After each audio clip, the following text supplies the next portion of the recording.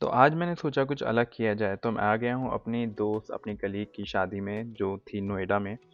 The Shaurya banquet hall, एक बहुत ही शानदार, बहुत खूबसूरत banquet hall located at Noida sector 52 metro station. बहुत अच्छी लोकेशन है। आजकल लोगों कम ही ख्याल रखते हैं लोकेशन का, जिससे कि हमारे मेहमान आराम से आ जा सकें, तो इसका ख्याल हमें रखना चाहिए।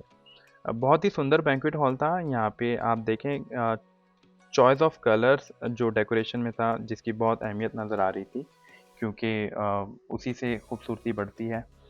एक शादी के अंदर खाने की क्या अहमियत है, ये शायद हमें डिस्कस करने की ज़रूरत नहीं है, हम सभी इससे अच्छी तरह वाकिफ़ हैं।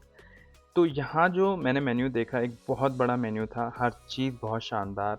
आपको मैं बताना चाहूँगा, जो बेसिक चीज़ें थीं वो भी बहुत स्वादिष्ट, या यूँ कहूँ जायकेदार थीं। यहाँ एक चीज़ मैं आपको बताना चाहूँगा कि जो लड़के वाली साइड थी वो साउथ इंडियन से थी, तो यहाँ पर साउथ इंडियन खाना होना तो आवश्यक था। और साथ ही में हमारे यहाँ एक कहावत है कि खाने का जो जायका है वो डिपेंड करता है खिलाने वाले की नीयत पर। जितना मन से वो खिलाना चाहता है, खाने का जायका उतना ज़्यादा बढ़ जाता है, और ये सच है। हर चीज़ में एक अलग ही स्वाद था। Oh! Italian is also there. मैं आपको बता दूँ, मैं थोड़ा देसी सा बंदा हूँ, तो मैं मेन कोर्स दाल, रोटी, सब्ज़ी ज़्यादा पसंद करता हूँ। और यार देखो, अपने हिंदुस्तानी खाने की बात ही अलग है, और ये अब सिद्ध हो चुका है पूरे विश्व में। आप कहीं भी चले जाओ, सब लोग इंडियन खाना बहुत ज़्यादा पसंद कर रहे हैं। तो जो बात इंडियन खाने की है, वो किसी कुज़ीन में नहीं है। आप एक बार देखें बाहर जाकर, तो आपको पता लगेगा कि लोग कितना कितना ज़्यादा इंडियन खाने को पसंद कर रहे हैं।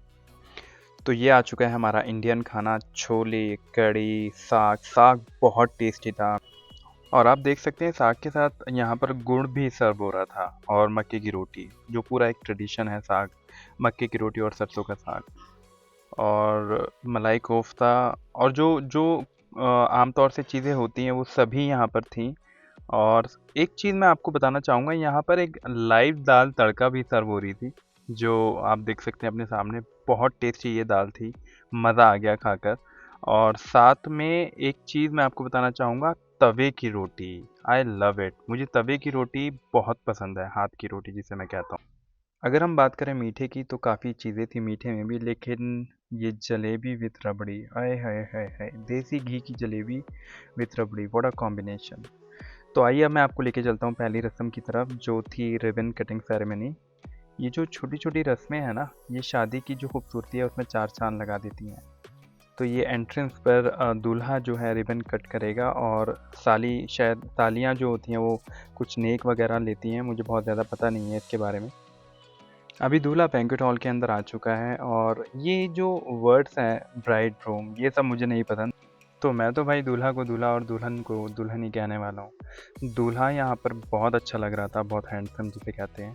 और साथ में अब हमारी दुल्हन की भी एंट्री हो चुकी है यहाँ पर, तारों की छाँव में, आई वुड से, अपनी फैमिली के साथ। ये जो मोमेंट्स हैं, ये दूल्हा दुल्हन के लिए बहुत यादगार पल होते हैं, इनको भुलाया नहीं जा सकता है। अच्छा, मेरी तो अभी शादी नहीं हुई है, तो मुझे ये एक्सपीरियंस करना अभी बाकी है। तो मैं अपने दोस्तों की शादी को ही देखकर ये चीज़ आपको बता रहा हूँ।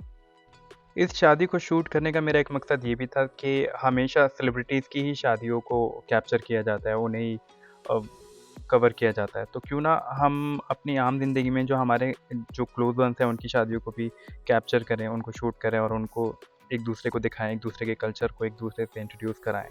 इसमें बहुत खुशी मिलेगी आपको भी, आप भी करके देखिए एक बार। ये देखिए कितना प्यारा ये नज़ारा है, दोनों एक-दूसरे का हाथ थामे हुए, अब अपनी एक नई ज़िंदगी की ओर बढ़ रहे हैं। तो दोस्तों, ये था मेरा शादी व्लॉग। आप लोगों को अगर ये वीडियो पसंद आया हो, तो प्लीज़ इसे लाइक करें, शेयर करें, सब्सक्राइब करें। For you it's just a tap, and for me it's an encouragement to do more better. बहुत बहुत शुक्रिया। सायोनारा। ख्याल रखिए अपना।